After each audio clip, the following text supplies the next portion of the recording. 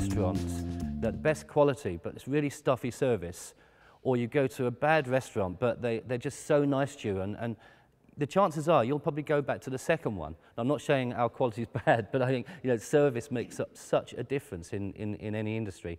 So I looked at those and thought, well, how can we create a business like that? And then it just started coming really easy. And so Housbites, just to give you a quick nutshell on how it works, it's gourmet takeaway delivered to your door, cooked by a local top chef. We've got a mixture of professional chefs, a couple of Ivy chefs, Jamie Oliver trained chef, and we've got a few recreational chefs, but they all are able to knock out consistently good meals, and they're all taste tested and regulated before they join the service. Are their jobs going as taste testers? Yes, actually, yeah, especially when we leave London. The customers are effectively our taste testers and our kitchen inspectors. So yeah, I'll put your name down. And so they join the service. We already know that they're great cooks, but then we unleash them to the customers. Every time someone has a meal, they rate it the next day. And if someone is consistently badly rated, they will either drop off the system, or we may drop them off the system. We don't know yet, because it really hasn't happened. If you actually look at the site and go through the reviews, we kind of need some bad ones because it looks a bit contrived.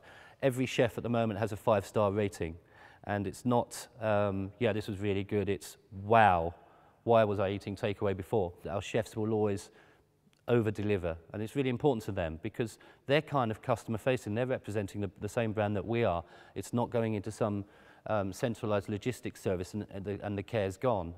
If the customer's not happy, the chef won't get paid. Although in the cases so far when there have been issues, the chef has insisted not to get paid. And that's, that's the big difference between what we're trying to achieve and what existing takeaways do. What's been difficult about implementing this? What's been the hardest thing? Well, I can't say it's been easy, because it hasn't. We've come from nothing. And whilst the signs are very good, the buzz is great, and orders are coming in, and it's growing every day, and the repeat customer base is great. We're a startup, and our chefs are startups. This is their own business.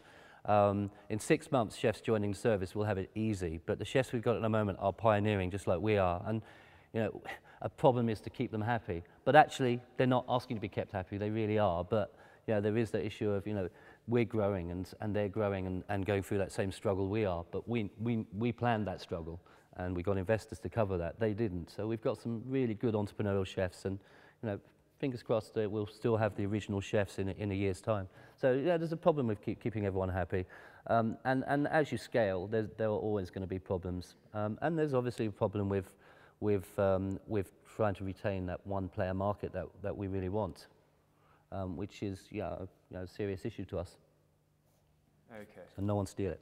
You were before you founded this business, you worked on Adventura, which was a travel group for solo travelers. And before that, I believe you were one of the masterminds of speed data. Speed dating. The company was Speed Data. I founded it, but yeah, I built speed dating into Europe. That's why I've got grey hair. Back in 2002.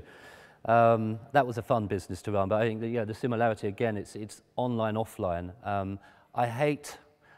I don't hate actually, but I couldn't run a business where it's, I'm going to create this little site in my bedroom and it's going to aggregate everything that everyone said on Twitter, or stuff like that. I like real stuff where you're not hiding behind a keyboard, and speed dating was my first venture like that, where people use the internet, but they came out in real life. And that's really how the internet is coming. It's coming back to that now as well. There's this whole new term called collaborative consumption, which some of you may have heard of.